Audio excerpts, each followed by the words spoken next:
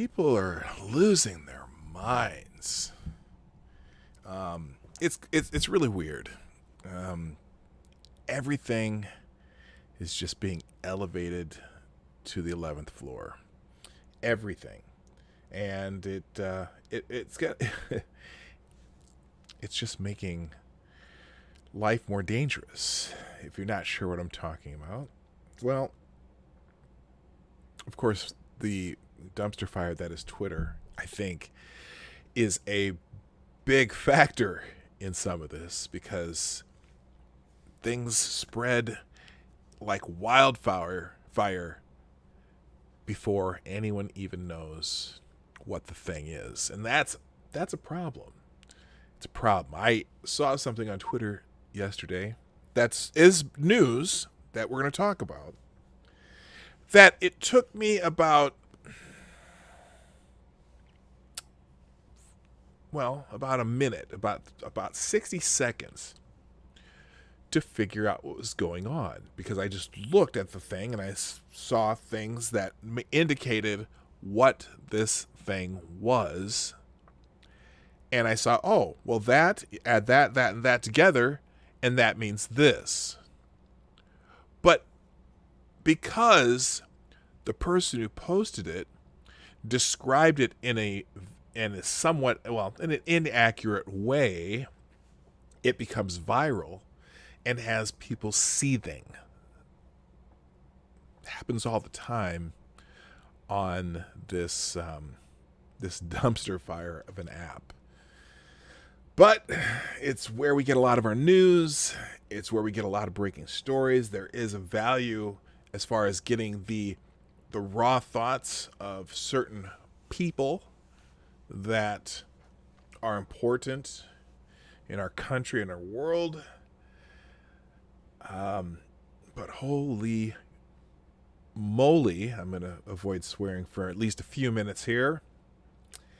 It's crazy. Anyway, play the intro.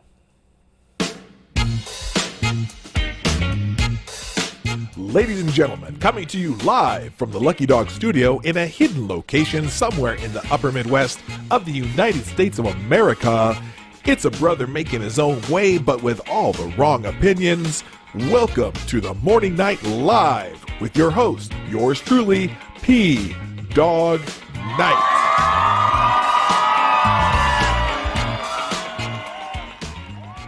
And stop the music. Good morning, everybody. Welcome to the Morning Night Live with your host, me, Marty, also known as PDawg Knight on the internet. It is Wednesday, Hump Day, the 29th of July, 2020. This is the 383rd episode of the Morning Night Live. Also, thanks to all of you who've helped me get over the 800 subscriber mark. I know I keep reminding you, maybe Friday I'll do a special 800 show. But today we're just going to go through some of the events from yesterday. But I'm going to talk to you about what I said in the cold open. See, I have this Saturday night cold open that I don't really think out before I do it. I just kind of talk about what I'm going to be talking about, or hopefully give you the theme of the day. And this is, while it is sort of the theme of the day, I'm not going to be specifically talking about hysteria the whole time, but it's like everything is so elevated. That's why I called it hysteria. There's a hysteria from, and I'm not saying it's just the left. There's a bit of a hysteria on the right too, but actually, at least the hysteria on the right is often based on what you see and the actual, some of the hysteria on the left comes because the media refuses to see some things, or refuses to call things what they are, that most people can plainly see. Okay, so when you see that video of Jerry Nadler being asked in the streets just a simple question about what's happening in Portland, and he's, the violence in Portland, and that's just a myth only talked about here in Washington. Well, that just proves to me that Jerry Nadler doesn't get out much. It's being talked about all over the country. And it's, for someone who is a Democrat who wants to get Democrats elected, it would seem that Jerry Nadler would be worried about what the perception of the continued unrest that usually follows a peaceful protest, because there are peaceful protests. But the problem is, so many, and I don't even know if it's a majority. I don't even know, because you know what? There's no coverage. Well, I suppose there's some coverage of the peaceful protest. I don't watch TV news. But I know, and it's the TV news doesn't cover what the rest of us are seeing. You could watch the feeds, the live feeds of people involved in the protests, and you can see what's happening. You don't need the news to see what's happening. If you watch the live feeds, you see usually a time of there's usually a time of peaceful protest where people are just chanting and yelling, and then it always devolves into some kind of destruction or violence, or, just shit that's unnecessary. The shit that's going to make you look bad, and the stuff that makes you look bad is when you attack officers, or you attack buildings, or you try to destroy shit, or you tear down.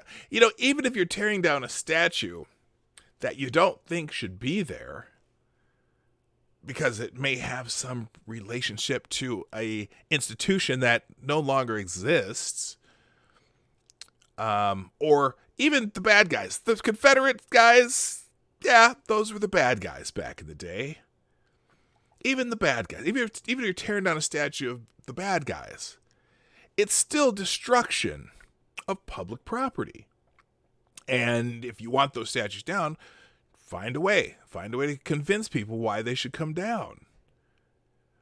Or if you're attacking a federal building and federal agents respond, and then you demonize the federal agents for responding appropriately, do you think that building should just burn down? Because, for example, in Portland, the Justice Center, which is it's not a court, okay? The Justice Center was actually used by people on the left, and they burned down their own Justice Center. I wish I had that pulled that up, but I didn't. So it's like, if you burn down your own Justice Center, and then you see people attacking a federal courthouse and a federal building, and you see them trying to set fires in those buildings or breach those buildings, what are the feds supposed to do? What are they supposed to do? I think it's their job to not allow that bullshit to happen. But of course, it's also the city of Portland's job to make sure that buildings aren't destroyed. Even if it's a federal building, the city police of Portland are supposed to protect the buildings in their city. But they refuse to do it. So the federal people came out and start, dealing with these people.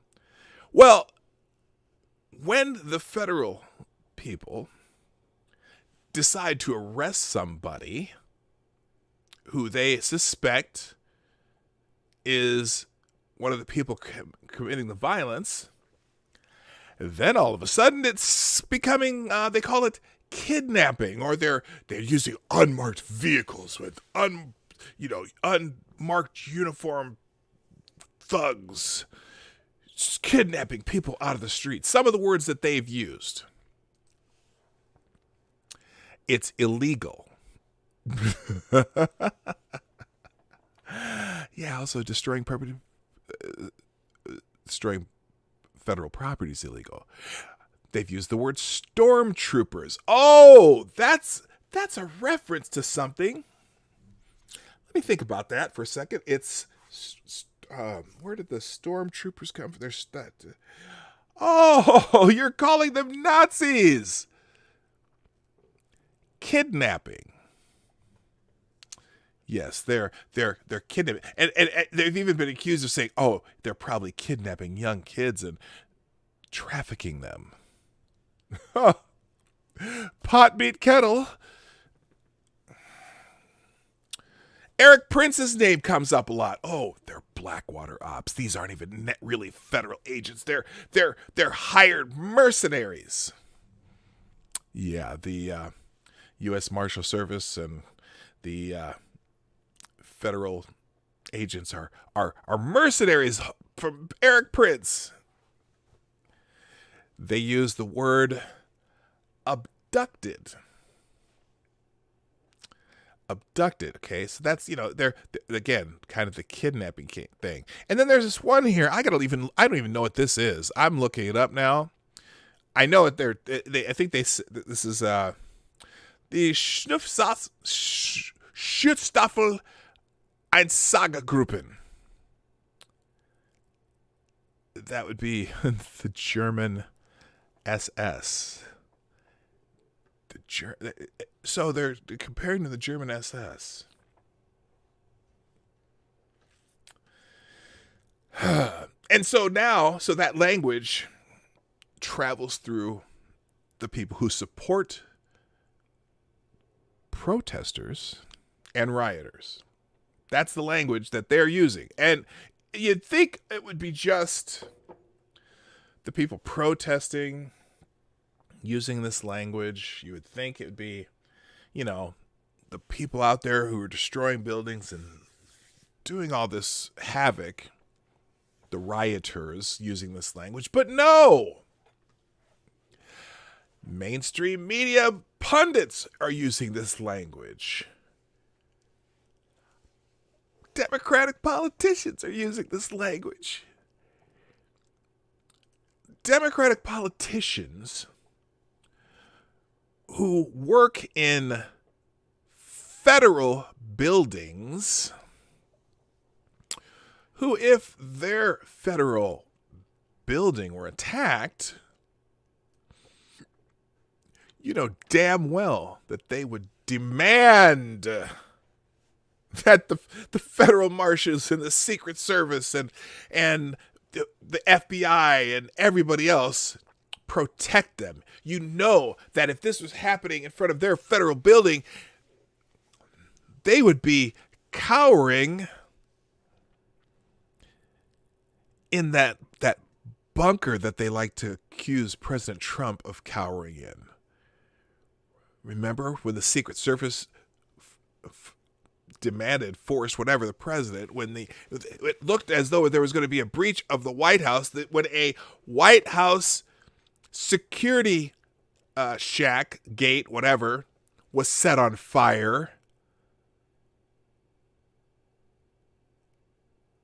they moved the president to safety, as is the Secret Service's job. Oh, but the left and Democratic politicians and journalists, I know, I repeat myself, decided to start calling the president Bunker Boy. Really? Really? Wow. Huh. It's the president of the United States. Regardless if you like him or you think he's legitimate or you hate him or whatever, I don't give a crap. The president of the United States, the Secret Service has a require to protect them. No matter who it is. Whether it's a president you like or it's a president you hate. Oh, Bunker Boy hiding. You dumb motherfuckers. Oh, I did it. I knew it was going to come out. I knew it was going to swear eventually. And I can let it fly. Assholes. So there's this. Oh, by the way, there's going to be some noise in the background. You're going to hear some pounding. The guy's still working on the siding of my house. That's another story I'll tell someday. So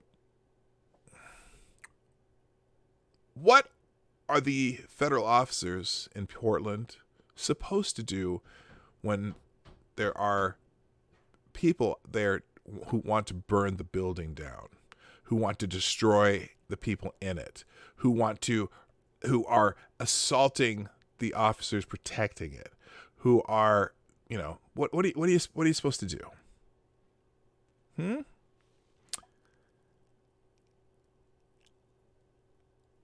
I'm surprised so far that I'm a little surprised that no protesters have died yet by the hands of any law enforcement. And that it's amazing restraint on the part of law enforcement. They've been using, dispersal tools like tear gas and rubber bullets. But it's funny because the people who are protesting the death of black people have killed an awful lot of black people over the last 60 days, 61 days, 62 days now. Whole bunch of people, right? They've killed a lot of black people. Black Lives Matter. I tell you, it's very frustrating. But the hysteria that they're creating with the language they're using, it's going to get people hurt. And it already has, and it will continue. But there you go. All right. We're going to move on in a minute, but I got to say good morning to everybody because I haven't done that yet. First in the chat today was Black Hebrew Israelite. That's right. Who gets the bell. Welcome, sir. Thank you for being here, as always. Good morning, Cindy Rochelle, who I believe you've already tweeted out the show. Is that correct? I'm not sure. I didn't look at my notifications yet, but you are usually... Oh, you have? Oh, yes, you did. Of course you have. Oh, Mike wanting to take his place for... Oh, the cat. Okay, I got to show this because this is so cute. Apparently, my voice is very soothing to Cindy's cat or something. The cat always shows up when I'm on the show, and I got to show you because the cat was ready. This is awesome. Now you have to look at this picture closely. Maybe I'll blow it up here. Let's play Where's Waldo with the kitty. Oh, that is so funny. Well, at least the kitty's not on the keyboard today, Cindy. All right. Also, good morning to Zero the Hero. Welcome back, and thank you for following me on Twitter. Aloysius Fudpucker, Grillin' Pirate Pete, who made some nice looking chicken yesterday on the grill. Ooh, he had that stuff looked good. I am going to use that beer marinade recipe. Although I might use Summit Extra Pale rather than Killian's, but it sounds really good, Pete. Also, good morning to Richo, my friend from Down Under, Advocatus Diaboli, the Devil's Advocate, Maddie from the House Geek, the news chick. Good morning. Also, good morning to Richo. Oh, I already said Richo, didn't I? Yeah, my friend from Down Under. And also, let's see, scrolling down, Cynical Lindsay, what's happening, my friend? Tarai Deos makes a semi-rare appearance. You get here every once in a while when you can. Good morning, Diesel Dave, who's back. Yes, Diesel Dave is back. We've missed you, Dave. Also, good morning, Molly Mags 53. Also, the Greek God. Which Greek God are you, Greek God? Or just the general Greek God? Good morning, Tyler F. Good morning to No Room for Squares. Hate Camel. Check Your Logic. Amy in Connecticut. Let's see. Who else is here? Sapphire Dragon. Jonas Pedersen. Good morning. Stabbing Joe Scarborough, keeping his knife sharp, ready for action. Also, good morning to, let's see, is that everybody? I'm really scrolling down and I'm seeing a lot of everyone repeating because people are talking. That's good. Duck Dog, what's happened, my friend? Let's see. I think I got everybody. Is that close? I'm sure people. Kessler, good morning. There's always more when you scroll down. Selected Boy. Yeah, boy. What's happening? Also, let's see. We got everybody? This is pretty good. Oh my goodness, there's a lot of people here. Balin Bobby, what's up? Nice to see you. All right, that's everyone who's in the chat so far. If you show up and type something. Also, thank you for all those who are out there lurking. There's a lot of people here who probably didn't make it in chat. Maybe you're doing some, either they're at work or driving. I'm just glad you're here. Hope you enjoyed the show. Hit the like button at some point and share the stream. Just arrow down there, share, or you can follow me on Twitter, mine's Gab or Parlor, not Parlay. And you can repost my notifications there. And then you can also, if you want to do super chats, you can do those through the Streamlabs link. It's in the chat right there. The show is sponsored by viewers like you. Support the show with your donations and have your super chats read live on the show. You'll be a permanent part of this episode of the Morning Night Live. Oh, and Mr. Hugh, good morning. How you doing? You got just in time. And CNN sucks, the most redundant name on the internet. And Wandering Lisa. Hey, I haven't seen you for a while either. I'm glad you're back, Lisa. Good to see you. All right, so the big controversy yesterday that went quite viral. Oh, thank you, Diesel Dave, Hate Camel, Necrosaw Collins, and Tyler F. and Becca Fairley, Cynical Lindsay, everyone who is tweeting out the show and retweeting and all that stuff. So there you go. All right. So the big controversy yesterday that I'm referring to was this person who was arrested in New York City. Hello, cameraman Jay. Parlay, I know it's Parlor. Oh, but yeah. PDawg watches Tim Pool confirm. You got me off track, but that's okay. I am subscribed to Tim Pool, but I have a really hard time listening to Tim Pool. And I it's not because I don't like what he does, but it's like what is it about Tim? Now Tim uses a lot of the same sources I do, and I want Tim to just say, you know what, he tries so hard to convince people that he's on the left, and he may well be, for all I know. I don't know what his actual opinion, but all of his opinions are. I don't know if it's because mainstream opinions tend to be on the right. It seems, I don't know. Maybe they are, maybe they aren't. But mainstream opinions from the left are called right-wing propaganda, and all of his sources are from right of center sites, and that's fine. I fully admit that most of my sources are from right of center sites, but Tim does all my sources are right from the right, but I say I'm from the left, but he's mad at the same things I am, and so a lot of times just listening to Tim Pool is often like kind of listening to myself. But I don't know. I haven't quite figured. But he has a very successful business model. He's a very successful guy. Good for him. I don't begrudge him. But usually by the time I get a Tim Pool article or video, I've already talked about it on this show. So I don't know. I just don't listen. I'm like, I already know that story, or I've already looked at it because I'm the early bird guy. I'm the guy who talks to people in the morning about all this stuff. By the way, real quick, good morning, Sean D.W., Donatello Slapafellow, Chrome, and those are the other people who've come in since we've started. So how you doing? I don't want to call Tim problematic, but thanks Rolling Bear too for tweeting out the show. Also, Diesel Dave. I already said Diesel Dave.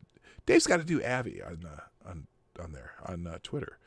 Anyway, all right. So the story of the day, the story of yesterday, the big controversy yesterday, and I'll go to Jerry Nadler, who he's not the only one. There's all kinds of people who tweeted this. Really, well, maybe not Jerry Nadler first. Let me find one that's even more annoying to me. Let's find it. Here, Kurt Eichenwald. Now, Kurt Eichenwald, I don't even know what Kurt Eichenwald really does. He says he's a New York Times best-selling author. He's always been on the left. He's Trump derangement syndrome emeritus. He hates Trump. And now, when we were talking earlier, they made a big deal about this one arrest. Remember the arrest, the guy in Portland who went very cooperatively. I mean, it was embarrassing if you're a protester and you see this guy not resist one iota. In fact, they didn't even have to cuff the guy, right? Remember that guy? Remember him? And then all of a sudden they were talking about federal agents, unmarked, nefarious agents out there kidnapping protesters out of the streets in unmarked vehicles. Unidentified, no identification on their uniforms. They did have identification on uniforms.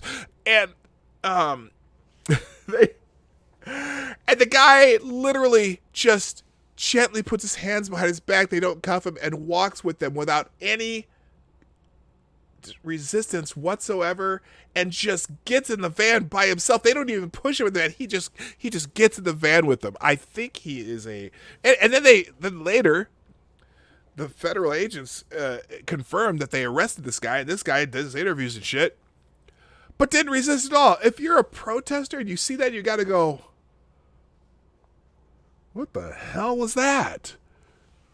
So that became the new theme of federal agents roaming the streets, kidnapping people in unmarked vehicles and unmarked cars, or unmarked cars and unmarked uniforms. And then there was a second arrest. And so then the uproar, they're roaming the streets. They're out there just snatching people off the streets, kidnapping people. And so that's the theme, right? And so now in front of those federal buildings, because now the federal agents don't even leave the perimeter of the two buildings that they're protecting in Portland, but they arrest people who breach this fence, who are trespassing on federal property. They arrest people who set fires. They arrest people who do stuff. They arrest the people who are breaking the law. They don't do anything when the protesters are there peaceful, right?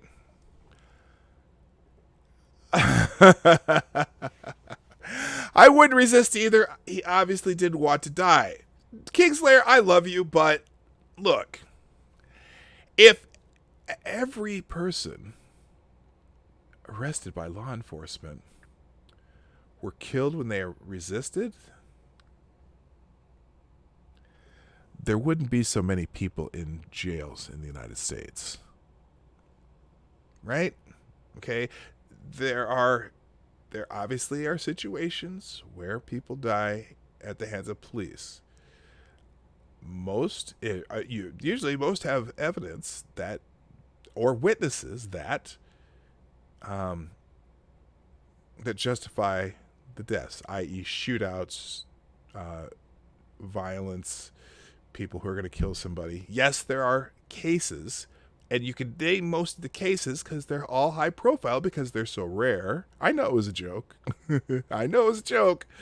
But I gotta say this over and over. These high profile deaths that are unjustified, the reason you know about them is because they're so unusual, not because they're normal. And it's hi Chadwick. By the way, good morning, sir. Kingslayer Damocles and Chadwick Dupree.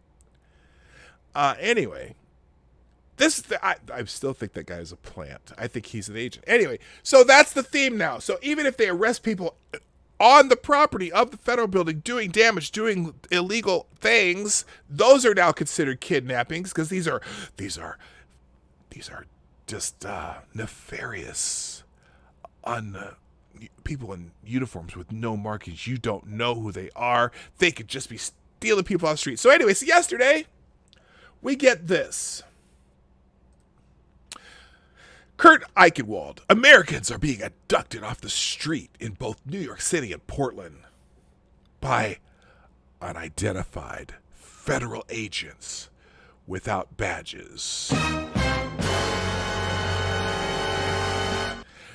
You just need to see that in print.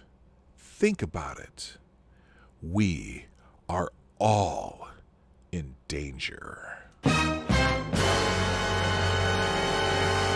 Now,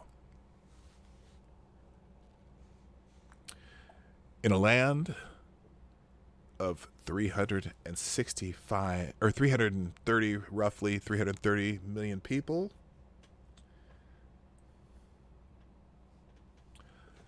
What is the square mileage of the United States of America? The surface area of the United States of America is 3,797,000 square miles. In the country, that's 3,797,000 square miles. Multiple cities all across the land. Have any of you seen troops coming through your city? Now, this little area of Portland. Now, some people complain that it's funny because when the right talks about it, Portland is under siege. The whole city of Portland is just a shithole. Blah blah blah blah blah. And the left goes, "Oh, you know what? All this is happening in a 2-block area of downtown. That's not under siege." But when the left says it, they say federal stormtroopers are roaming through the city, seizing people off the streets with no unmarked vehicles and unmarked uniforms. All they're occupying our city. Which is it? Is it a 2-block radius, or are they occupying your city? You know, occupation of a city, that means you're controlling the entire city, right? No. Anyway, so Eichenwald. Well, there's a video of what he's talking about. Where is it? Let me see if I have the video here somewhere. It's in one of these. So here's the video that went viral yesterday, if I can find it. Here it is right here. So, let's see. Let's expand this. Well, it's not starting. Here we go. So what happened is, let me pause here. This person right here that they are arresting. Now, I'm not going to tell you, I won't tell you the whole story yet, but this person right here, hey Larry, how you doing? That's his name, hey Larry. Right there, this person, now these guys look like they're playing close from this distance, right? And they do have an unmarked van here, right? Here we go, we'll just keep showing this here. So they're saying that, now Eichenwald was saying people in New York are being seized by federal troops off the street, unmarked vehicle, just be snatched off the street. He wanted to make sure you saw it in print, right? Now, let's just keep watching this for a second and see if you noticed what I immediately noticed the first time. Yeah, I know, whoever viewed this did it with their vertical phone. Anyway, whoever... I saw it immediately. As soon as I saw it, I thought, there's something wrong here. Okay, see if you notice it. I mean, you may already know the stories, but I know. Okay, so look, these guys are stopping people from stopping them from arresting this person. All right, look at this. Remember, Eichenwald says federal agents are snatching people off the streets in Portland and New York. You know how many cities there are in America? You know, because they're saying, oh no, a lot of them are using the rhetoric, America is under siege by Trump stormtroopers. Keep watching as we go here. I'm going to go a little longer. All right, now, who are these guys? Who are these guys in the yellow? I noticed this right away, and apparently some people are too... I won't call them stupid, but I would just say at least they're unobservant. They're stupid. Who are these guys coming in to help? Wait a minute, those look like New York City bike cops, right? Do those look like feds? These guys, the bike cops that come around and use their bikes to protect themselves, and interesting. I noticed this right away. The first time this video went through, I'm like, hey, wait a minute. These are feds ripping people off the street?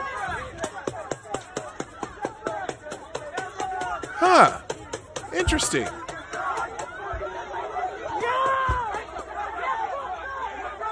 Okay. So as I'm watching people talk about this on Twitter, let me turn this off real quick. Stop playing, thank you. I'm thinking to myself, wait a minute. Why would New York City bike cops come out and protect people unmarked, people who don't have uniforms and unmarked. Why would the New York City bike cops help people, help unidentified feds steal people off the street? Because they're not feds. Immediately, I'm like, well, if they're bike cops helping them, then this is a New York Police Department effort. I'm like, okay, those aren't feds, obviously, because otherwise the New York City bike cops wouldn't be helping them without a coordinated effort, which I'm pretty sure de Blasio would be like, because remember, this is where Mayor de Blasio is, right? This is New York City. And so that was kind of my first thought. Well, my thoughts were confirmed later with this. New York NYPD News, in regard to a video on social media that took place on 2nd Avenue and 25th, a woman, this is a trans woman, was taken into custody in a unmarked van and was wanted for damaging police cameras during 5 separate criminal incidents in and around City Hall Park.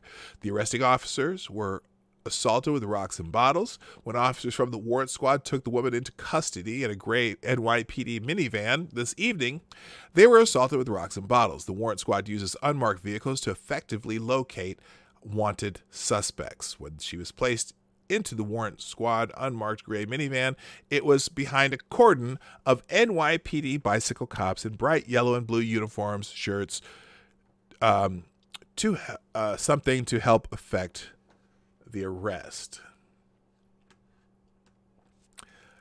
Trump's America, Trump's Stormtroopers, Trump's Schutzstaffel, SS, right?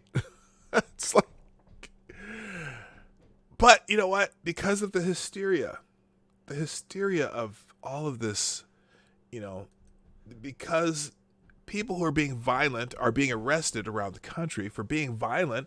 You ever notice how in Portland, when the protest is peaceful, there's never tear gas?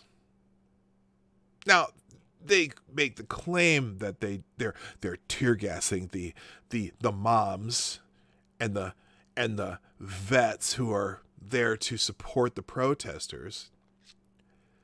But you notice nothing happens until that fence gets breached, or they start cutting holes in the fence, or they start throwing garbage over the fence and setting it on fire, or they start pelting federal agents with rocks and bottles and ball bearings from slingshots and lasers in their eyes and all these things.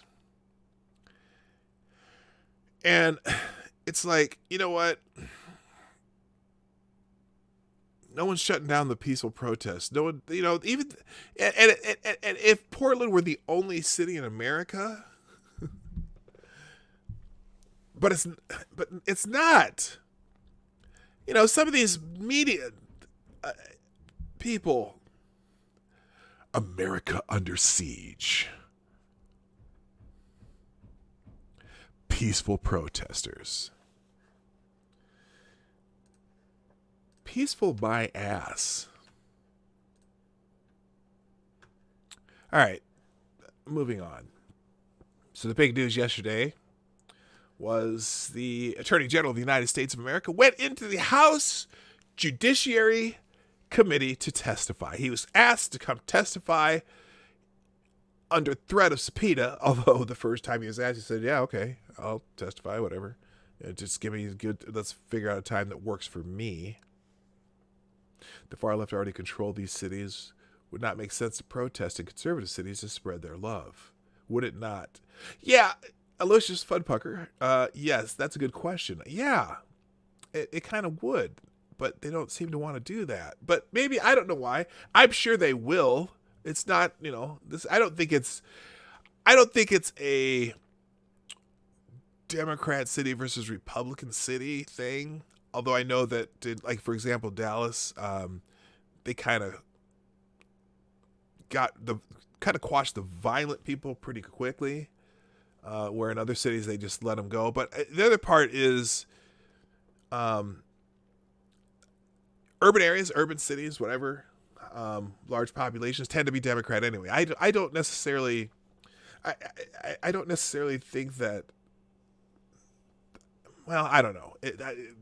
My gut is that this happens in Republican-run cities too, but it's not as much, just because the Democrat-run cities have more liberals in them, have more people left, have more people, progressives, whatever, in those cities. So that's where they're going to be doing this. In a Republican city, there's probably more Republicans, right? Or they're more right of center people. So maybe that's just part of it. But obviously the chaos is happening in the left-wing cities. It's funny because all these supposed white supremacist incidents, they always happen in the left-wing cities. In fact, most of the fake hate crimes always in the left-wing cities. Well, man, for a Democratic-run city, you all pretty damn racist, aren't you? What was the other? There was another question up here. How long till Obama publicly announces he is Satan? I don't know. I don't know about that. Anyway, good morning, Kyra Alexander. How you doing? And good morning, Katie did skate. How you doing? Yeah, that's funny. So anyway, the big news yesterday, Attorney General Bill Barr was asked to testify before Congress, talk to Democrats, and Democrats said a lot in their questioning, but didn't really let Barr speak, and Republicans usually had to use some of their time to let Barr answer the questions that the Democrats didn't ask after their soliloquies. But anyway, here's a right-of-wing source known as Breitbart. Breitbart is no longer... they've kind of cut Breitbart News out of Google searches. That's some recent news. Isn't that kind of like... I mean, they are a journalistic outfit, right? I mean, yes, they're right-wing, but aren't they... That's the press, right?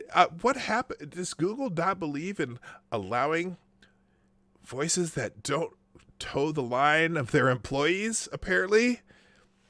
Very interesting. Anyway, here's the Breitbart article. Watch AG Barr calls out Democrats for not condemning mob violence.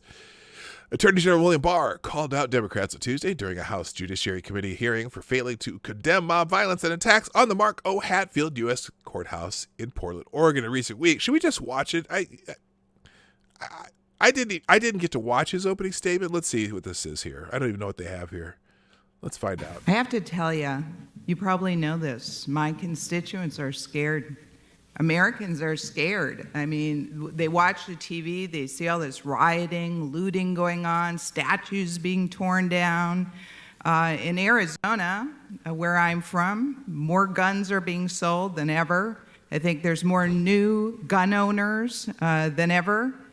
And this has to stop. And I think that it's really important, as the saying goes, that in order to solve a problem, the first step is to realize there's a problem. And so I find it very disturbing, should I say, that Chairman Nadler denies that Antifa even exists.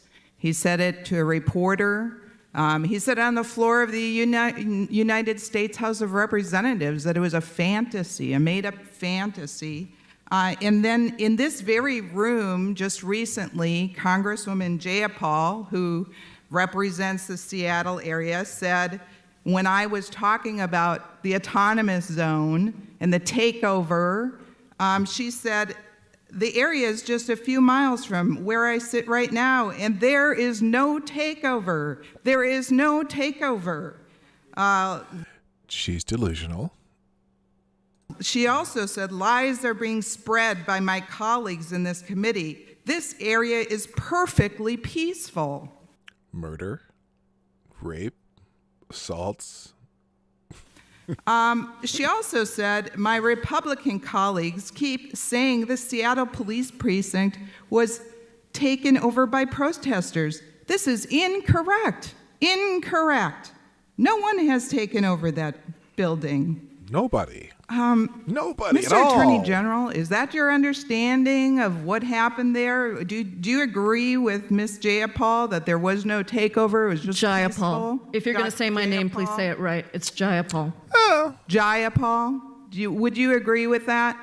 And also, in answer, why do you think these autonomous zones in Democrat-led cities are dangerous to America? Well, starting with they're dangerous because they are purporting to keep on the outside duly constituted authority of the government. They're also, to me, outrageous because Good morning, Jen. the people who are living now under this autonomous zone haven't selected the government. They've selected the duly authorized government of the city and the state. So it's quite an outrage that people would use force to take over an area. What makes me concerned for the country is this is the first time in my memory that the leaders of one of our great two political parties, the Democratic Party, are not coming out and condemning mob violence and the attack on federal courts. Why can't we just say, the violence against federal courts has to stop? Could we hear something like that?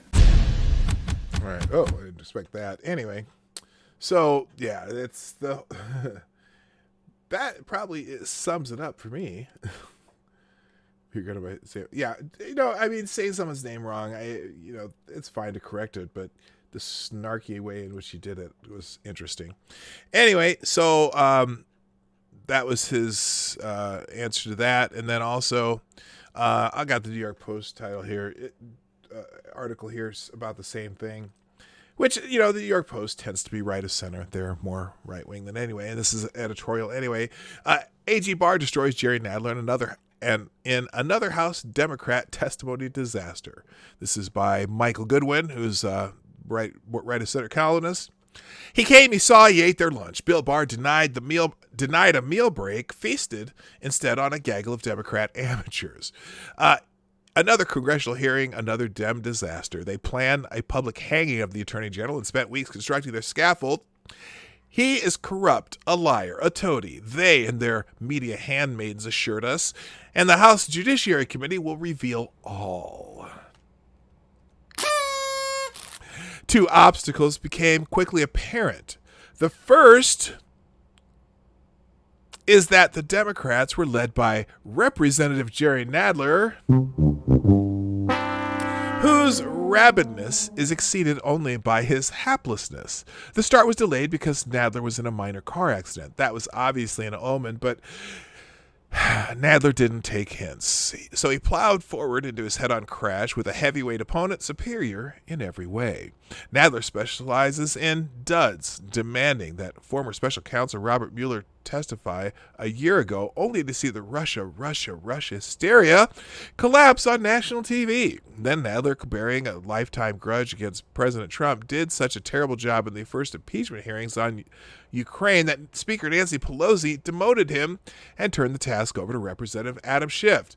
Yet Nadler is a slow learner, and there he was on Tuesday opening the ballyhooed attack on the AG with a statement that was a barrage of lies, fake news, and slandered attacks on law enforcement, Barr, and Trump. It was also so over the top, so fact-free and unsupportable that it had zero chance of setting the stage for a meaningful interrogation. Then again, an honest interrogation was not the intent. Pelosi's house only does character assassination.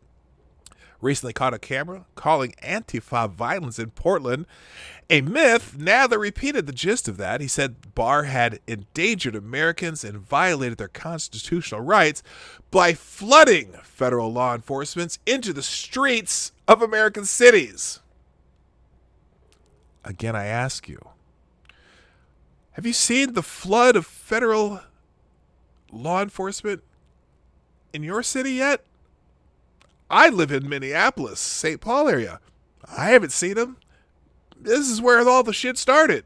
I haven't seen them. The streets of American City. Oh, he means Portland. And Washington, D.C., granted, Washington, D.C. is, Washington D.C. is federal land, right? It's not even it is that city is federal. It's a whole city is the federal. Anyway, whatever. Flooding federal law enforcement into the streets of American cities to forcefully and unconstitutionally suppress dissent. Well, if they're suppressing dissent, they're doing a pretty shitty job because there's dissent all over the country going on. Whatever. So, hundreds of black masked Antifa types using guns, knives, Molotov cocktails, commercial grade fireworks, lasers, and tasers to attack federal agents on federal property is called dissent. In the immortal words of my friend Scribe Light, got it. After the GOP's Jim Jordan countered with an attack on the FBI's spying on Trump campaign and played a video of pundits calling the violence in Portland and elsewhere peaceful protest on air, had left the room. Oh, wait a minute. After the okay, wait a minute. Had left the room before Barr said a word. Okay. Did he leave? I did not know that. I didn't know he missed Barr's opening statement. Interesting. Anyway, when he got his chance, he didn't just defend his tenure. He went on. Oh, I see. Oh, okay. After the GOP's Jim Jordan countered with an attack on the FBI spying on Trump's campaign and played a video of pundits calling the violence in Portland and elsewhere peaceful protests, the air had left the room before Barr said a word. Yeah. A lot of these people who deny that there's violence, even violence in Portland, these are peaceful protests.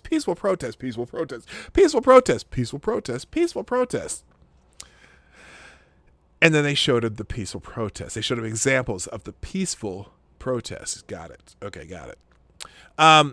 When he got his chance, he didn't just defend his tenure. He went on offense to demand an end to the demonizing of police and dangerous defunding movement. The war against law enforcement, he said, is making police more risk-averse, and that is part of the reason crime is soaring across America, leading to the deaths of the very Black Lives Matter movement. The Black Lives Matter movement says it wants to help. Ding. The leading cause of death for young black males is homicide. Wow, where have I heard that before? He said, adding that about 7,500 are murdered each year, 90% by other black Americans. Each of those lives matter. I'm going to repeat that because I agree wholeheartedly. Each of those lives matter. Not some Black Lives Matter. Or as Jericho Green would say, not certain Black Lives Matter. My slogan is Black Lives Matter when all Black Lives matter. But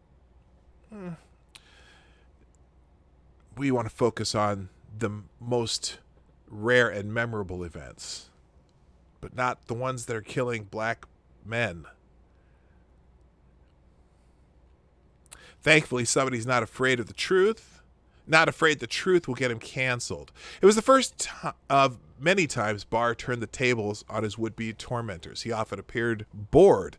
But when he was allowed to speak, his words cut through the room like a knife. He called the attacks in Portland and elsewhere an assault on the government of the United States. Later, he chided Nadler and company for their silence in the face of clear criminal activity. As the same quote as before, this is the first time in my memory that the leaders of one of our two great political parties, the Democratic Party, are not coming out. Sorry about that. Are not coming out and condemning mob violence, he said. Can't we just say the violence against against the federal courts has to stop? Could we hear something like that? Again, imagine those people all work in a big old federal building. Dear Democrats, if what is happening in Portland were happening outside the halls of Congress, would you want those federal agents there? Would you want them protecting the building and you in that building? You know what's amazing about that whole thing in Portland, too? So that federal courthouse and that federal building during the day still functions as a federal courthouse and a federal building. They're still doing business in that building. And the only reason they can is because those federal agents are protecting the buildings. Now, if the agents weren't protecting those buildings, this is me talking, not the article. If those agents were protecting the building, put a 1 in the chat if you think the building would still be there. Put any other number you can think of in the chat if you think that those buildings would be burning right now. Just a simple question. 1, those buildings would still be there if the federal agents were not protecting it. Well, they'd still be there. I'm sorry. They would be still functioning. The buildings might be there in spirit and in frame. If they think they'd be there able to function still, put a 1 in the chat. If you think those buildings would be destroyed, any other number you can think of. Anyway, when he said that, the room was silent. The Attorney General challenged their loyalty, and not a single Democrat objected. For them, it was just another day at the office. Nearly every time I watch Barr in extended interviews or read one of his substantive speeches, I find myself saying, if only. If only Barr had been Trump's first attorney general, the last 4 years would have been dramatically different. Bob Mueller could have stayed in retirement because there was never a real evidence of Russian collusion. Not even enough, we know now, to start an FBI investigation. It was all ginned up to thwart Trump during the campaign and then upend his presidency. Yet, because Trump picked Jeff Sessions to be the attorney general, and because Sessions, in a supreme act of selfishness, took the job knowing he would recuse himself from overseeing the FBI probe, the nation got put through the ringer. Dems were able to cow Deputy Attorney General Rod Rosenstein, who might be in trouble because of those FISA warrants, by the way, into appointing Mueller, and succeeded in putting the White House under a cloud of suspicion for nearly 3 years. All those leaks and screaming headlines, they were all just a bunch of nothing burgers. Some were Pulitzer Prize winning nothing burgers. The entire episode starring James Comey, James Clapper, John Brennan, Hillary Clinton, and other unindicted co-conspirators of the Obama-Biden administration was the dirtiest dirty trick in American political history. And although there was no collusion, Dems and much of the media have never let go of the red-baiting insinuation that Trump is a Russian agent and illegitimate president. The growing political violence, 99% of it from the far left, is a direct consequence, yet most Democrats don't dare denounce the insurrection. They save their condemnation for federal officers who are under attack. One point, Tuesday, Barr said flatly, "We have to take a stand." He was talking to Congress, but he meant all of us. So that's the editorial from Mr. Goodwin. Also, Jim Jordan, his opening statement was pretty remarkable yesterday. I don't, Jim Jordan, you can like him or not like him, but what is this? Oh, he went on. What did he do? He went on. Well, here, let's watch this. Let's just watch this interview with Shannon Breen. Again, Fox News, far right, far right,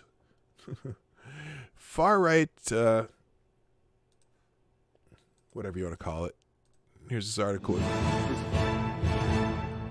Okay, Bloomberg puts it this way. They say, Shit. That was a mistake. Under the headline, Barr's loyalty to Trump will be Democrats' focus at hearing. They say they're going to talk about how he's used the DOJ to protect the president and all these other issues that we mentioned. They say Barr will walk into a virtual firing chamber when he sits down for hours of testimony in front of a Democratic-led committee that may not even have enough time to grill him on all the issues they... So, yeah, they basically, the Democrats spent the whole hearings talking about how Barr was, well, they didn't use these words, but I think these words are absolutely apropos.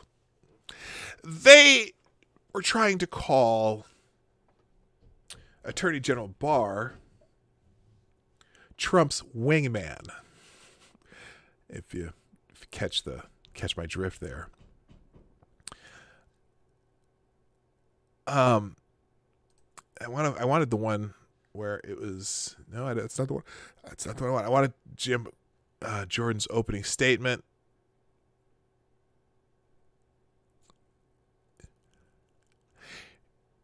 What I do want to show you, I do want to show you in Barr's opening. He made an opening statement and then he showed a little video, and then maybe you've seen it, maybe you haven't, but it's is they gonna have it on here? Let's see. Yes, they do. Let's look at a little bit of Jim Jordan's opening statement.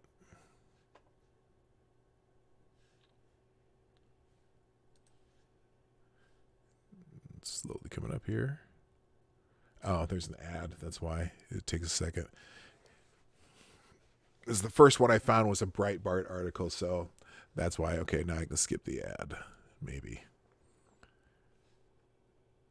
Sorry, gang.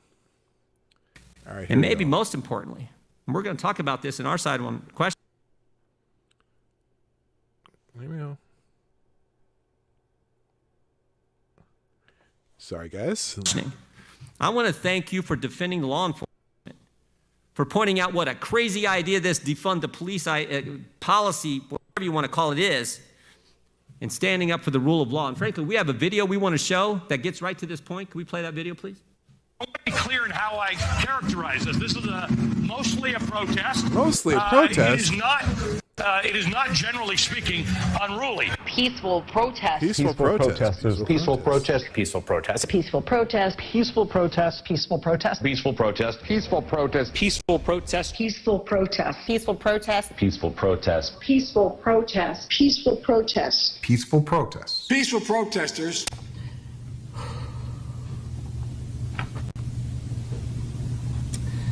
On behalf of myself, my children, and the family of David Dorn, we'd like to thank friends, neighbors, co-workers, and the community for showing all the love and support we've suffered through the tragic loss of my husband, my beloved husband, David Dorn.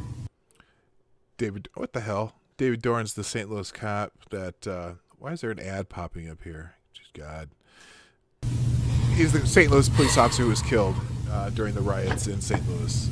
We'd also like to thank St. Louis Metropolitan Police Department for their hard work and perseverance through this investigation, as well as Circuit Attorney's Office. Peaceful protest. He dedicated his life to the city of St. Louis. Look how peaceful that is. It is just serene. Captain. There's after just 38 years of distinguishable service. Oh, peaceful fire. Yes, it's such a nice little campfire by the lake. During those years, he's touched so many lives as a friend, mentor, co-worker, and guardian. Metal bar fell off the building and hit that officer. His life was senselessly taken. Another campfire. From me, from us. Yes, it's just a campfire. By an opportunist who had no regards for human life or the law. Oh, these are people in line for bread because they just want to get some bread. They're hungry. You know, AOC said they're just trying to get some bread. Oh, there's someone out for a jog. Oh, more campfires. Yes. We need to teach our young people. It's a nice, cool summer night. Nice for campfire. Oh, people shopping. Yes, shopping for their necessities. We as a family are going to be taking some time to focus our attention on healing. Geez, that looks like a bad car accident. Oh, which is very important. Yes, peaceful. They're just trying to do a remodel. We would like David's this is like overhauling. They're trying to as a loving husband, overhaul some father, vehicles. Grandfather, brother, uncle, friend, colleague, and most importantly, a child of God. They ran through some police officers. I want to officers. thank you all for coming, and God bless you all. Yes. Showing the love of the country. Oh, that guy just hit a police officer. Come! Oh, shit!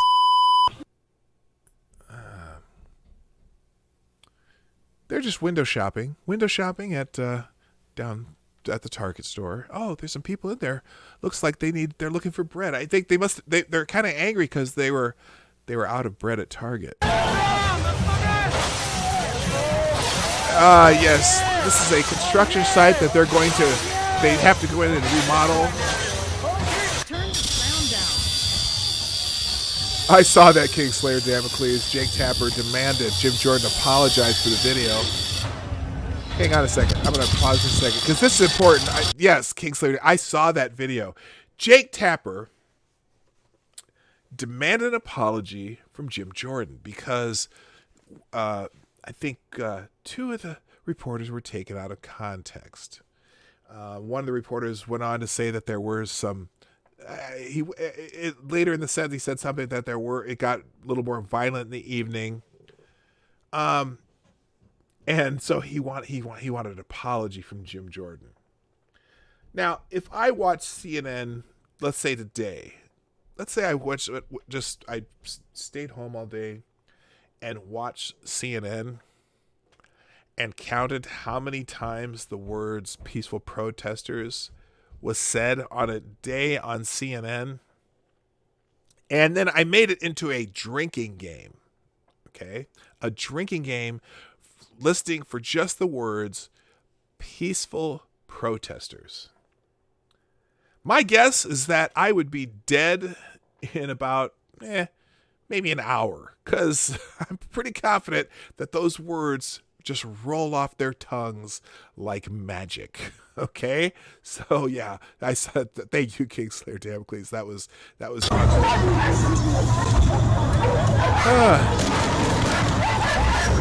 and another car trying to run over officers. Oh my goodness.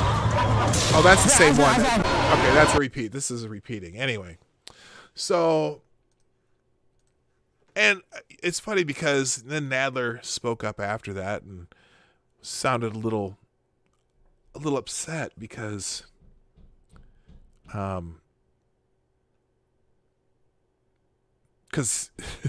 I guess Jordan didn't tell him he was going to play that video, and that's what those are the things that Jerry Nadler calls a myth.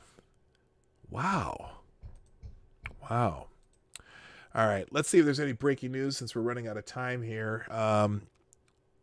As I usually do from the Twitter news feed. Let's see here. By the way, a couple more things. Okay, just thank you, Chi-Town J, who also has retweeted the show. I appreciate that. And everyone else who's done that so far. All right. Let's see. Any breaking news right now? It's Geddy Lee's birthday. When I saw now, if you're not sure who Geddy Lee is the lead singer and bassist for Rush, the band Rush, a prog rock band, just amazing. I was never a Rush fan when I was young, and some of my friends really liked Rush. But as I've gotten older and gone back and listened to them and listened to the intricacy of the things they wrote, they might be three of a combination, the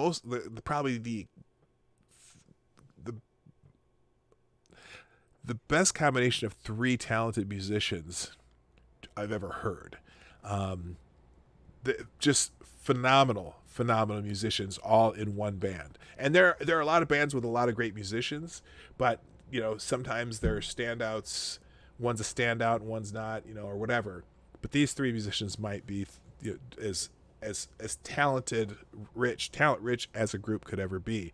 Now, granted, there's been super groups of people who've come together later, but they're very amazing musicians. And I never realized the intricacy of their music until later in life, when I actually started listening to what they were doing or watched them play in, concert films and things like that. So anyway, it's Geddy Lee's birthday. And when I saw Geddy Lee, knowing that he's probably in his late 60s, he's 67 years old, I was thinking, oh my God, did Geddy Lee, I did one of those Denzel Washington things, and I saw it. I'm like, oh, okay, he's okay. No, it's just his birthday. Anyway, that's just off the chart here. Things that are big news right now. Kodak has landed a big multi-million-dollar loan to help with medical manufacturing. The one-time photography leader won a $765 million loan from the U.S. government under the Defense Production Act to aid in the production of key generic drugs. So that's interesting. President Trump says my administration used the Defense Production Act to provide $765 million loan to support the launch of Kodak Pharmaceuticals. The POTUS calls it a breakthrough in bringing pharmaceutical manufacturing back to the United States. So that's interesting. Don't hear many people complaining about it either. We'll see how that works out. It is a loan too, so apparently they're supposed to be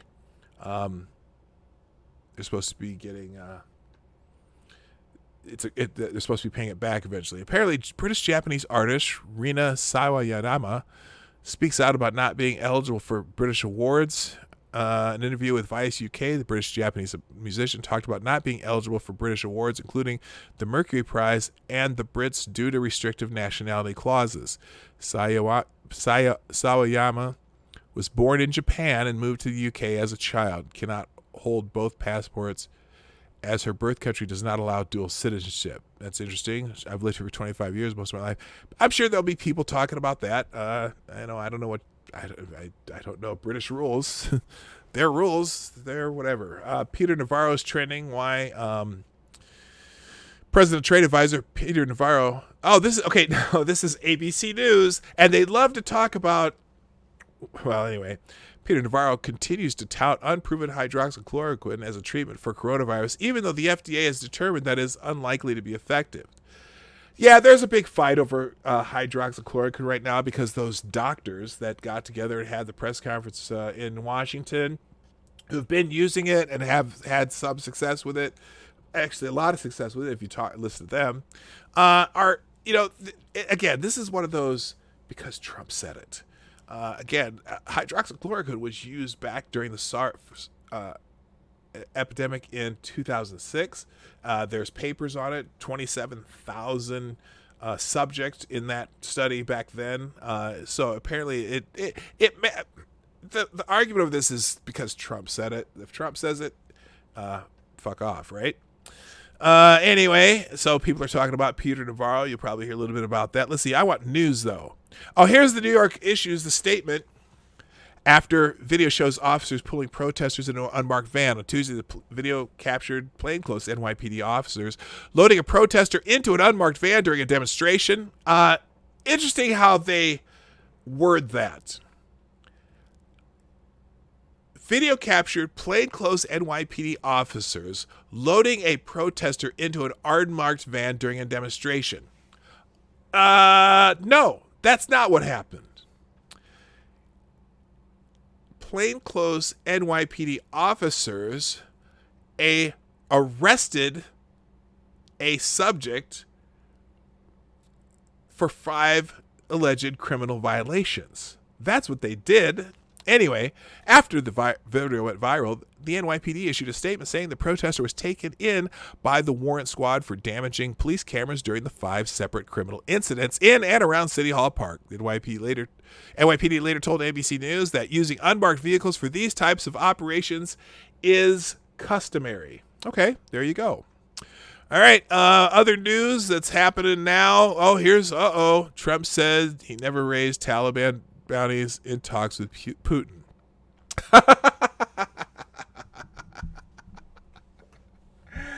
Oh my God, they're still talking about these Russian bounties. You know when this first came out? This isn't new. The rumors of the Russian bounties for killing Americans began, I think it was 2016 or 2017, or not, no, 2014 or 2015. And the reason they haven't done anything about it is because it's unsubstantiated. It's still unsubstantiated to this day.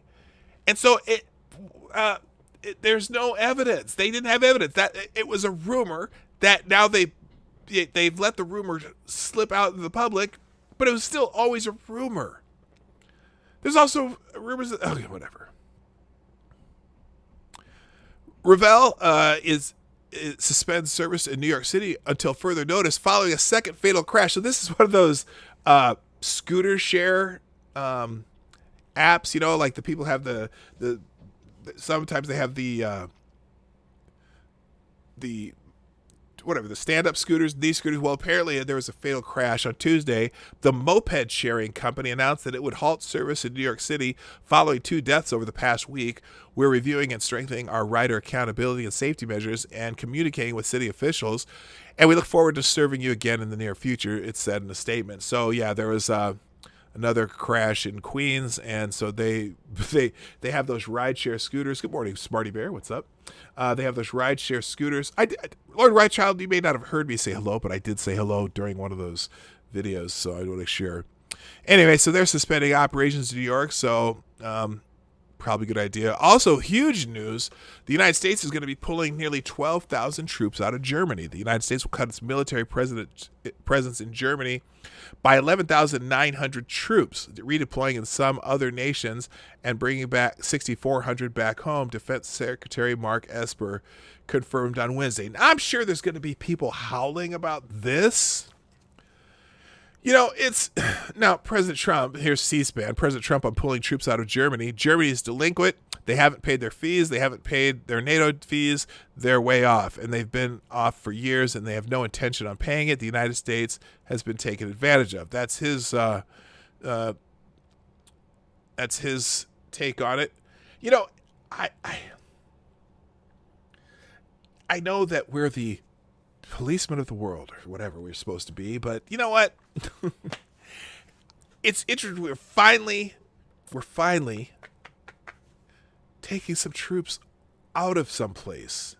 I wish they would take troops out of Afghanistan. I wish they'd take troops out of Iraq and other places in the world. But it's, you know what? Now with modern technology, modern deployment, modern detection of threats, our ability to mobilize is pretty good. Pretty damn good. You know, maybe we can loosen our presence now, because now we have the ability to mobilize very quickly. I mean, look how fast we got into Iraq the first time when they deployed everybody. I mean, it's, you know, it's whatever. 6,400 troops returned to the U.S. and then began doing rotational deployments. 2,000 servicemen to Belgium, so they're sending some to Belgium. 4,500 2nd Cavalry returns to U.S. as other striker units do rotations in the Black Sea region. 2,500 airmen in the U.K. will remain there. Fight squadron will reposition to Italy. So they're just moving troops around. I don't think it's going to hurt Germany. Also plan to rotate Army 5th Corps headquarters to Poland. Once a burden-sharing deal is in place, may be opportunities for additional forces to move to Poland and the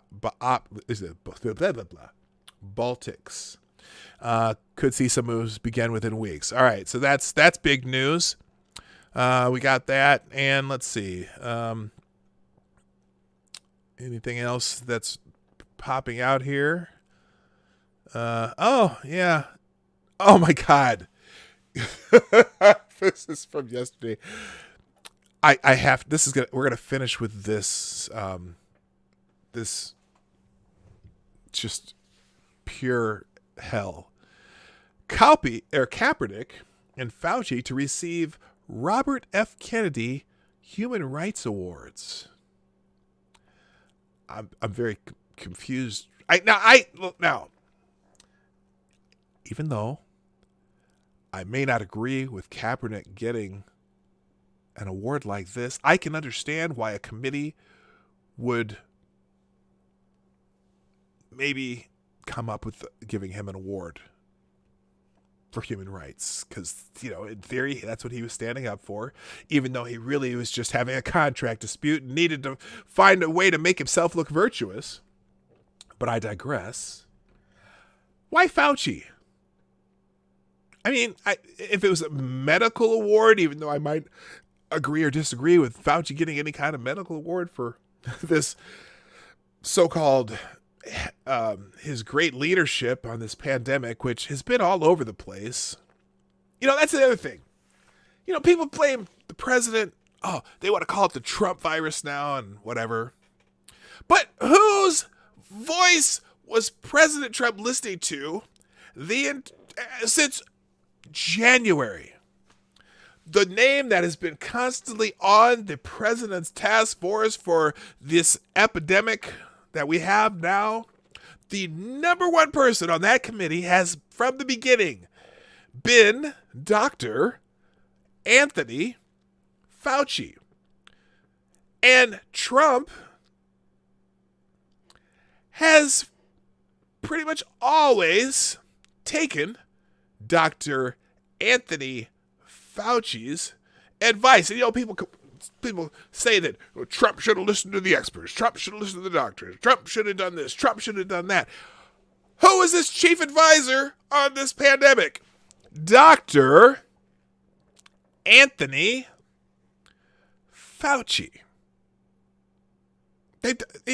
Everything that they said. Okay, we need to shut this down. Okay, we'll shut this down. Oh, we need to do that. Okay, we'll do this. It doesn't sound right to me, but I'm going to do it because that's what the experts said. Trump has been following the experts. And the virus is still here. It's a virus. No matter what the experts say and do, that's still a virus. Although I know sending people back to nursing homes with the coronavirus probably wasn't a good idea, but that was certain governors who did that shit. That was not in the government plan. Oh, send all your coronavirus patients, just send them to nursing homes. That would be good. Nah, that wasn't part of the plan. But they did it. Anyway, here's the article. Former NFL star, which he's a former NFL star. He was a star for 1 year, and then he got the bench. And that's why, anyway, you know the story. Former NFL star Colin Kaepernick and Anthony Fauci, the country's leading infectious disease expert, are slated to be among this year's recipient of the Robert F. Kennedy Human Rights Ripple of Hope Award. Other leaders expected to receive the award this year include Dolores Huerta, founder and president of Dolores Huerta Foundation and co-founder of United Farm Workers of America. Dan Schulman, president and chief executive officer of PayPal. Say what? Oh, I know why, because they banned Alex Jones. And Dan Springer, chief executive officer of DocuSign. Wow. At a time when the courageous pursuit of equality and justice. Oh, well, we've got our number one super chat of the day and our only super chat of the day. And I am very grateful for it. Thank you for the $2. Black Hebrew Israelite. Black Hebrew Israelite says, I got the bell and now I'm the top dog. That's right. Remember when Fredo was sick and complaining about weird dreams, guess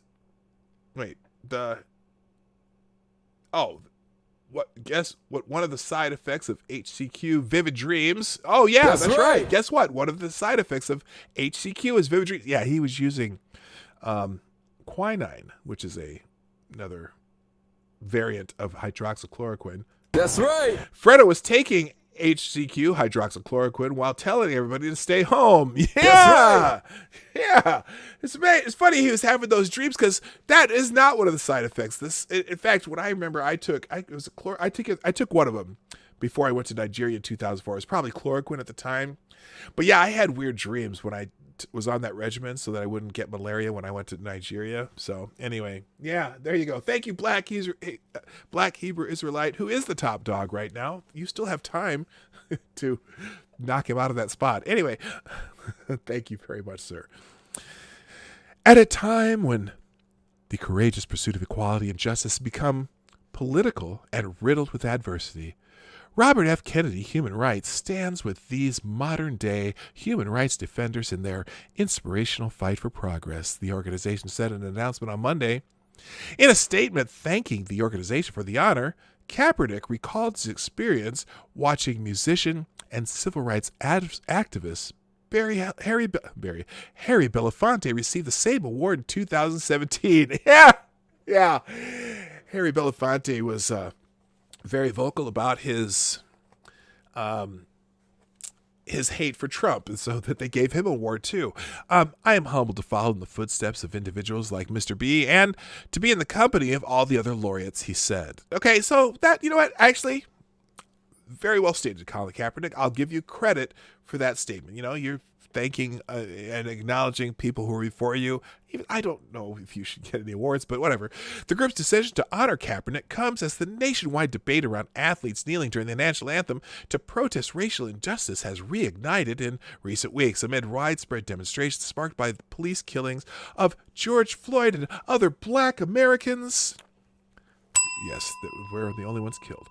During the 2016 season, Kaepernick was the first NFL player to begin kneeling before games during the Star-Spangled Banner because he was in a fucking contract dispute, but he needed to justify it, and so he found the perfect alternative explanation that has become a myth of legends. That's not in the article. I just said that myself. Though other NFL players and athletes in other sports joined the former San Francisco 49ers quarterback in kneeling during the anthem to protest racism and police brutality, Kaepernick was often criticized by conservatives, including President Trump, as the face of the movement they claimed to be unpatriotic. The only thing unpatriotic about it, I have mixed feelings. People could protest. It's First Amendment, whatever. But you are on the job, and the NFL really didn't want you to do that, but they let you do it. But, you know, when you have a contract dispute and you're pouting over on the bench, and then people kind of notice that you're being a little bitch, and then you try to say, oh, no, I'm kneeling and protesting police brutality. You were protesting your contract, the fact that you couldn't get into the game and you wanted to be traded, and the 49ers wouldn't do it. That's what happened, because everyone figured out your shtick as a quarterback, realizing that you couldn't read a second and third receiver. And so whenever you did that, you would run, and defenses figured out and always got you behind the line of scrimmage that second year because you're not that talented of a quarterback. I'm sorry, that's not written here. That was me. It doesn't say that here. Anyway, the inclusion of Fauci as a Ripple of Hope Award laureate comes after the head of the National Institute of Allergy and Infectious Diseases was tapped by the White House earlier this year to help lead the federal response to the COVID-19 pandemic. Well, they should be giving Trump an award too for having the foresight and wisdom to hire Dr. Anthony Fauci and follow everything Fauci says. That's right. And then Kerry Kennedy, president of the Robert F. Kennedy Human Rights. You know, by the way, I mean, they know the Kennedys were already rich and shit, but boy, these Kennedys sure can milk that name, can't they? Kerry Kennedy, president of the Robert F. Kennedy Human Rights, said the country is yearning for leadership, for moral fortitude, for common decency and kindness. And this year's Ripple of Hope laureate gives us great hope. For our laureates, all of them, give us great hope for the futures. Talik, how you doing? What's up? I didn't say hi to you earlier. I'm sorry. I meant to. Hello, Cameraman Jay. Past recipients of the award include former President Obama. Your life makes me sad. Oops, wrong one. Archbishop Desmond Tutu, former Secretary of State Hillary Clinton.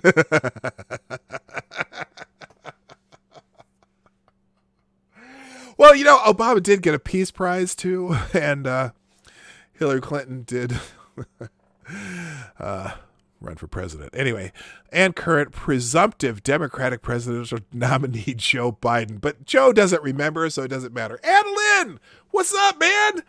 I missed you. I'm glad you're here. I'm so happy. But you got here at the end because I'm done, but that's okay.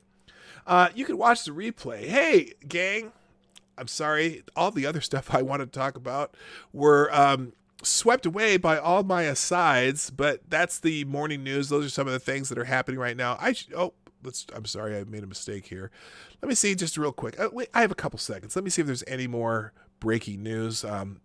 We're sticking to breaking news. We don't do Twitter trends anymore. We do any breaking news.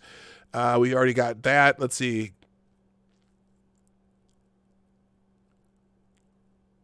Oh, let's see. Oh, now they're saying that Louis Gohmert catches the virus. Now, this is a Boing Boing article. Louis Gohmert catches the virus. Representative Louis Gohmert was among those who made a culture war of coronavirus on Capitol Hill, forcing other lawmakers and staff in Congress to deal with him en masse the day he was diagnosed with COVID. Oh, Representative Louis Gohmert attacks Republican. Now that is breaking news. Oh my God. Guess what people are going to be talking about today? Holy smokes. Hey, thank you, Black Hebrew Israelite. Oh. Happy birthday to Maddie. I did not know it was your birthday, my friend, who is a boomer, too. That's what Black Hebrew Israelite says. Thank you, Thank you, Black Hebrew Israelite. And still, the top donor of the day with $2.02. Maddie, I mean this sincerely. Happy birthday to you. Happy birthday to you. Happy birthday, dear Maddie. Happy birthday to you. See what you did, check your logic. You got me singing now. Okay, happy birthday, Maddie, my friend. I'm glad you are enjoying another fantastic year. Of course, it is 2020 FFS, but your year, I hope you have another great one as we go along. All right, let's see. Just any more breaking news? Did I just close? What the hell did I just do? Oh, shit. Did I just... Okay, I didn't shut down the stream. It's still going. Let's check just anything else breaking. So okay, you know that people are going to be shitting on Louis Gohmert for the rest of the day. I'm sure he'll be trending #1. I guarantee it. By the end of the day, Louis Gohmert will be trending #1 on Twitter. Because Twitter is a dumpster fire. There'll be people out there hoping he dies. You know, I bet there will be. Anything else? Trump stooge, Navarro, Okay, that's what else they got here? Drew Brees takes the number 12 spot on the NFL Top 100 list. Okay, don't care. A lot of stuff about football. Anything COVID-19? Anything else? U.S. Surgeon General making sure our children are up to date on their vaccinations is a proven way to prevent disease. Consult your health provider to see if your child is on track and to make a plan to schedule any missed vaccinations due to COVID. By the way, that COVID vaccine, they're doing trials on actual humans. Oh my God. Okay, we were just talking about this. I'm going to just pop this in here. So the very irresponsible media, Chris Hayes, right now we have a hostage situation. Oh, okay. The virus is taking people hostage every day by the thousands. The president is refusing to do things necessary to save lives of those people. Tell me, Chris Hayes. What are those things you believe the president needs to do? Do you want the president to be a dictator? Do you? Oh, Katie, that song is the copyright will not get you in trouble though. It's not it's technically not copyrighted. There was a what do you call it? There was I think it went all the way to the Supreme Court, but the court said that singing that song can't get you in trouble. Anyway, well, tell me, I want to know what these people think the president should have done at every single stage, and based on what at the time that they think that action should have been taken. See, because I'm going to end with this. And I've said it. This is, I should copyright this phrase. You always know which receiver was open when you're watching instant replay. And a lot of these guys are watching instant replay, but the thing is,